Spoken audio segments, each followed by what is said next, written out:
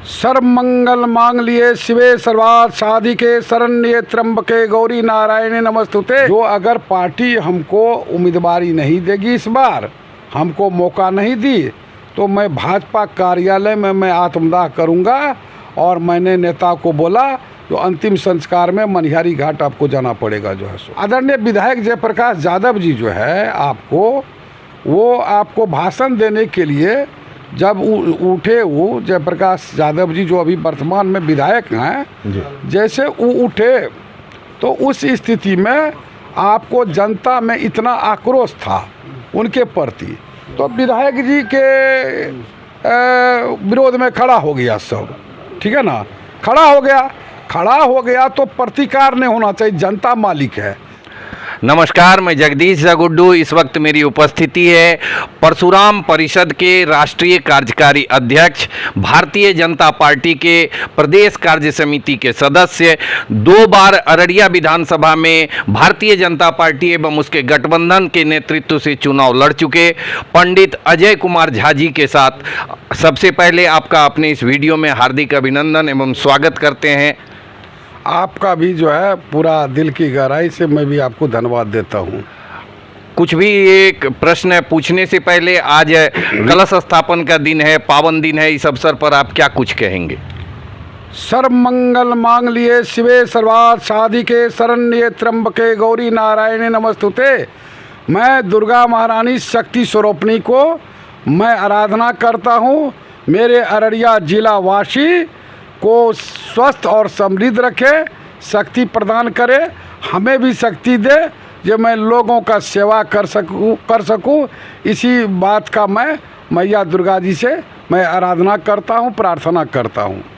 अभी बीते दिनों से लगातार आपकी नरपतगंज विधानसभा में उपस्थिति हो रही है, चाहे वो जो जनसाधारण एक्सप्रेस को झंडी दिखाने सांसद जी गए हों या फिर एनडीए का कार्यकर्ता सम्मेलन हो, मंच पर आपकी भागीदारी नज़र आई। हर कार्यक्रम में आप बढ़ चढ़ कर भाग ले रहे हैं और ऐसी चर्चा है कि नरपतगंज से संभावित प्रत्याशी के रूप में अजय कुमार झा जी भी एक नाम मजबूती से उभर रहे हैं। इस पर क्या कहेंगे?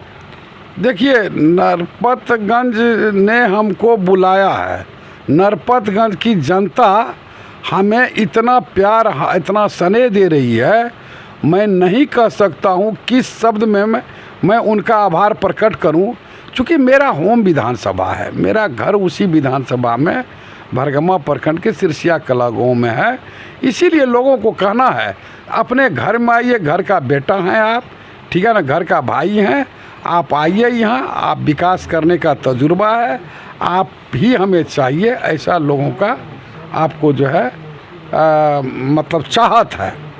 तो मैं अगर पार्टी हमें मौका देगी, आप जानिए मैं ऑन रिकॉर्ड आपको बोल रहा हूँ, जो कितना वोट से जीत पाएगा मेरी उम्मीदवारी में हम जीतेंगे। लोगों का आशीर्वाद इतना मिल रहा है जो वहाँ का रिकॉर्ड ब्रेक हो जाएगा अब तक का जितना लोग चुनाव लड़े हैं।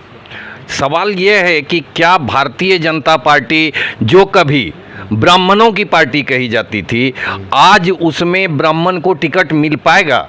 कई लोगों के दिल में यह भी सवाल उठ रहा है कि क्या अररिया जिले में, जहां की 2 विधानसभा से ब्राह्मण उम्मीदवार होते थे इसी दल में, वहां उसी जिले में आज ब्राह्मण विहीन हो गया है, तो क्या नरपतगंज में आपको अवसर देने वाली है भाजपा?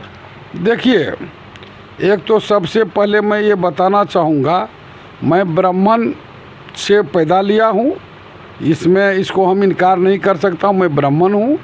लेकिन मेरे साथ में जो बात है ब्राह्मण कह कर के नहीं है, मैं सारी जातियों को मैं साथ लेकर चला। उदाहरण विजय मंडल है, आप पत्रकार के साथ साथ आप अररिया के आप ही सामाजिक कार्यकर्ता रहे हैं, ठीक है ना, बिहार पीपुल्स पार्टी से।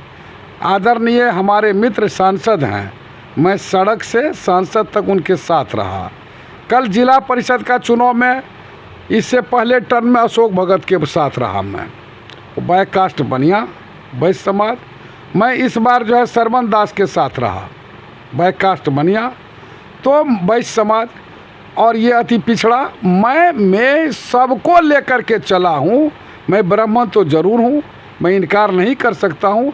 हाँ, समाज के लोग ये कहते हैं जो हमारे समाज को 24 सीट में एक भी सीट नहीं एमएलए का, न एमएलसी का, न एमपी का। ये बात हमारा समाज उठाता है। मैं उस हैसियत से नहीं अपना दावेदारी पेश कर रहा हूँ।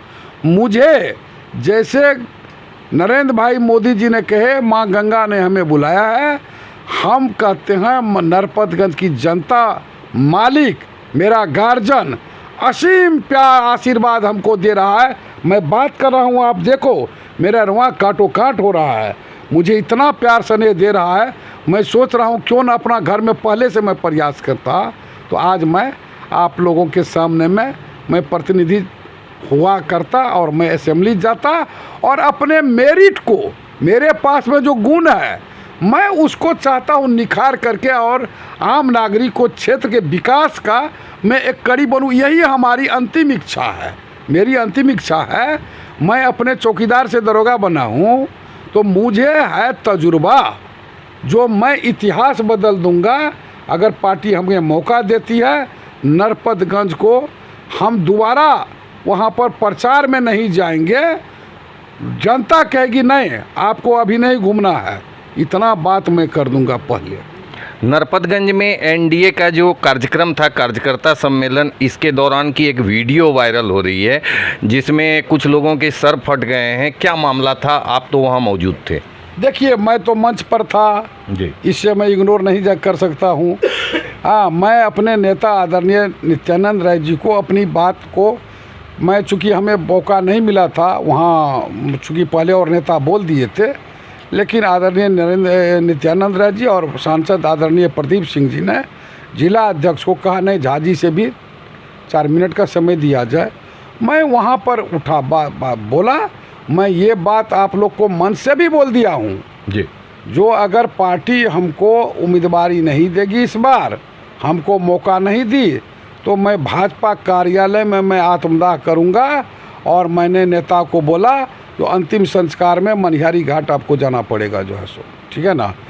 तो हम इधर दे रहे थे, उससे पहले उसके बाद शायद आदरणीय विधायक जयप्रकाश यादव जी जो है आपको भाषण देने के लिए जब उठे, वो जयप्रकाश यादव जी जो अभी वर्तमान में विधायक हैं, जैसे वो उठे तो उस स्थिति में आपको जनता में इतना आक्रोश था उनके प्रति, तो विधायक जी के विरोध में खड़ा हो गया सब, ठीक है ना।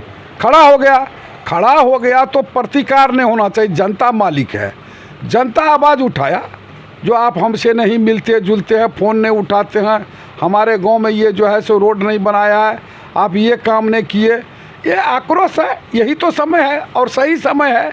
आपको जनता से आप लड़ाई नहीं कीजिएगा। प्राप्त जानकारी के अनुसार जो इधर से काउंटर हो गया विधायक जी की तरफ से, ठीक है ना, काउंटर कर दिया। काउंटर करने के बाद ही वहाँ पर कुछ अप्रिय घटनाएं घटी है जो है। एक आपकी भी वीडियो है जिसमें आप आक्रोश में मंच पर किन्हीं से बात कर रहे हैं, क्या बात हो रही थी? देखिए, मैं अपने नेता को जी, नित्यानंद राय जी थे आदरणीय गिरिराज मंत्री, मैंने उनको अपनी कुछ बात बताने के लिए खड़ा हुए थे। हम उनको बोल रहे थे जो आपसे फ़ोन से बात नहीं होती है, आपका पीए बात नहीं कराता है, कई बार रजिस्टर में मेंटेन आपका कराते हैं, हम पार्टी के वरिष्ठ कार्यकर्ता हैं, अगर आप मेरा फ़ोन नहीं उठाएगा सर कैसे होगा। और आप लोग वचन देते आए हैं हमको, आप जो है कहते हैं जो कि आपको मौका देंगे, आपको ये करेंगे। तो भैया इस बार अंतिम बेरी है, मेरा अंतिम मौका है, इसके बाद हम लोग को समय ख़त्म हो रहा है मेरा। ये दीजिए, ये बात मैं अपने नेता को तो कहने का अधिकार है, क्योंकि फ़ोन से बात होती नहीं, मिलते नहीं है, तो वहाँ बोल रहा था। इसी बीच में एक नेताजी थे, उन्होंने हमें बीच में टपका और उन्होंने बोला जो अभी ये सब बात मत कीजिए, आप बाद में कीजिएगा, फलना कीजिएगा, चिलना कीजिएगा।